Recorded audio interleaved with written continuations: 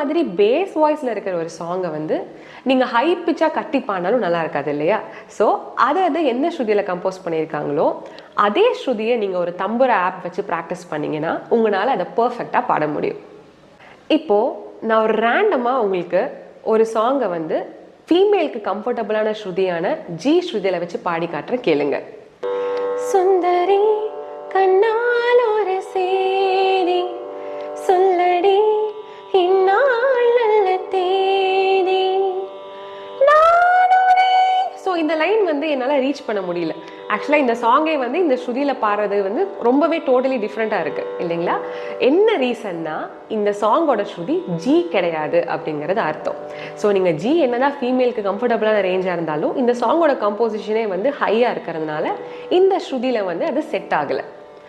அதனால இப்போ இந்த சாங்கோட ஸ்ருதி என்னங்கிறத நம்ம கண்டுபிடிக்க போகிறோம்.